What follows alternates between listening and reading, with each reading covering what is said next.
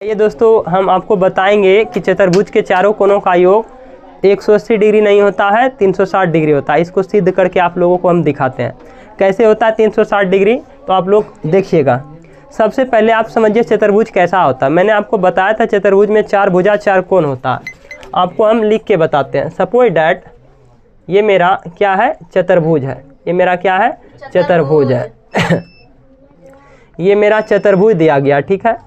चतुर्भुज के चारों कोनों का योग क्या होता है, 360 डिग्री होता है। इसको सिद्ध करना है। इसको क्या करना है, सिद्ध करना है। मान लिया जाए इसको हम ए और ये बी और ये सी और ये डी। तो आपको दिखाई देता होगा कि चतुर्भुज में चार कोण दिख गया और चार भुजा भी दिख गया, 1 2 3 4, ठीक। उसके बाद एक एंगल, दो एंगल, तीन एंगल और ये चार एंगल आपको दिखाई दिया होगा। तो यही आपको सिद्ध करके दिखाना है। मतलब ये सर आपको सिद्ध करके दिखाना है कि angle A plus angle B plus angle C plus angle D बराबर 360 डिग्री होता है। इसको आपको सिद्ध करके दिखाना है। यदि आप इतना सिद्ध कर लेते हो तो हम समझ पाएंगे कि आप लोग ने इसको समझा। अब देखिए क्या करेंगे। सबसे पहले हम इसको आप जानते हैं कि कोई भी चतुर्भुज में कई विकर्ण होता है। बताइए कई विकर्ण होता है, दो विकर्ण होता है। सपोज डैट आप इसको क्या कीजिए, यहाँ से यहाँ मिला दीजिए। किसी को भी कोई एक विकर्ण को आपको मिलाना है। इससे क्या होगा, इससे दो त्रिभुज का निर्माण होगा। क्या होगा, त्रिभुज का निर्माण।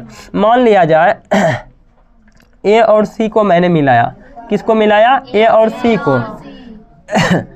ए और सी को मैंने मिलाया तो ये चतुर्भुज बना। अब चतुर्भुज नहीं, त्रिभुज बना। क्या बना, त्रिभुज बना। अब इसमें दो त्रिभुज बना, एक त्रिभुज ये और एक त्रिभुज ये।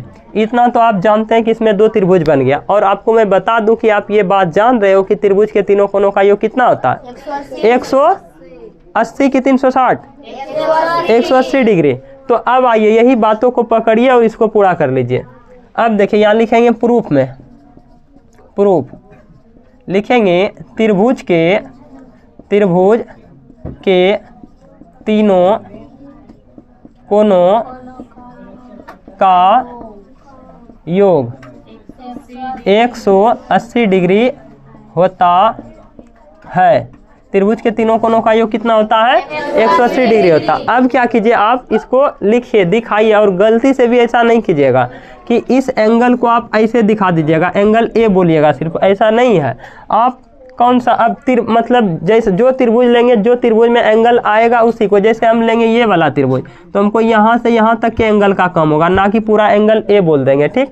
यदि हम ये त्रिभुज लेंगे तो हमको ये एंगल का कम होगा, पूरा एंगल ए नहीं बोलना। अब आइए समझते हैं क्या बोल रहे हैं हम।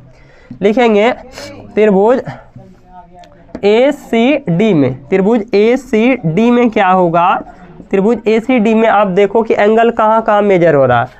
आप देखो कि एंगल यहाँ बन रहा है, यहाँ बन रहा है, यहाँ बन रहा है। तो इसको आप कैसे लिखोगे, सिंपली आप डी भी लिख दोगे ना तो चल जाएगा। लेकिन यहाँ आप सिंपली ए लिख दोगे तो नहीं चलेगा। क्यों नहीं चलेगा, ये पूरा एंगल बताता है ए। आपको बस चाहिए इतना, तो आप लिखोगे सी ए डी या डी ए सी।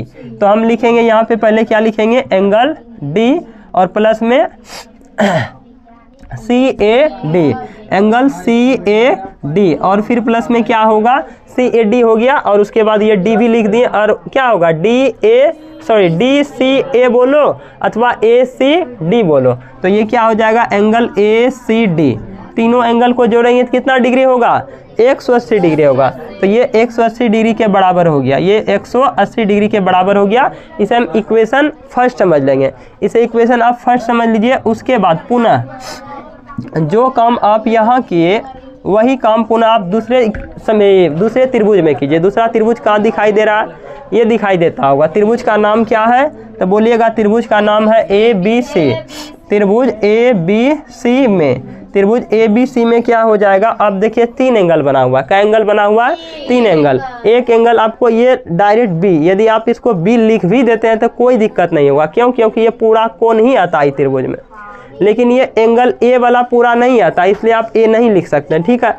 तो सबसे पहले आप क्या कीजिए, एंगल बी प्लस में इस एंगल की बात बोलेंगे तो क्या होगा, बी ए सी, एंगल बी ए सी और प्लस में एंगल CACB, ये ना होगा जी, एंगल ACB, ये बराबर जोड़ने पर क्या हो जाएगा बताइए? त्रिभुज के तीनों कोणों का योग 180 डिग्री होता है, तो आप इसको 180 डिग्री के बराबर कर दो और इसको समीकरण सेकेंड समझ लीजिए। यदि आप इतना कर लेते तो आपका काम हो गया। आप क्या कीजिए, समीकरण फर्स्ट और सेकेंड को जोड़ लीजिए। समीकरण फर्स्ट और सेकेंड को जोड़िए।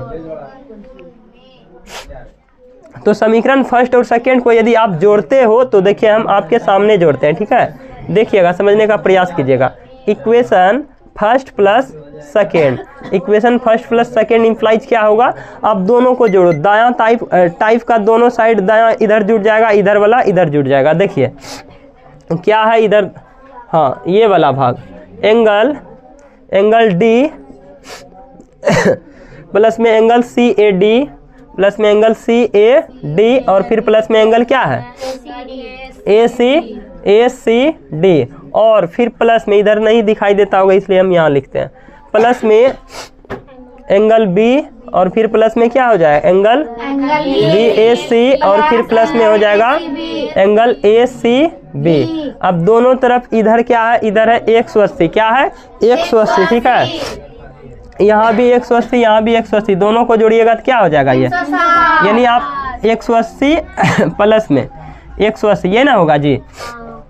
अब देखिए इसको सोचिए और समझिए, एंगल V और ये ये D और ये V स्वतंत्र है, इसको आप एज इट इज उतार दीजिए, क्या हो जाएगा एंगल D और प्लस में एंगल B।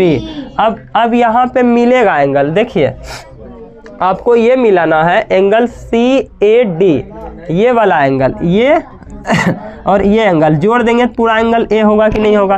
तो एंगल BAC कहाँ है, एंगल BAC, ये वाला एंगल और ये एंगल और CAD, ये दोनों एंगल को यदि आप जोड़ देते हो तो जोड़ने वाला ही ना है, जोड़ देते हो डायरेक्ट आप क्या लिख सकते हो, एंगल A लिख सकते हैं, इसलिए एंगल आप यहाँ A लिख दीजिए।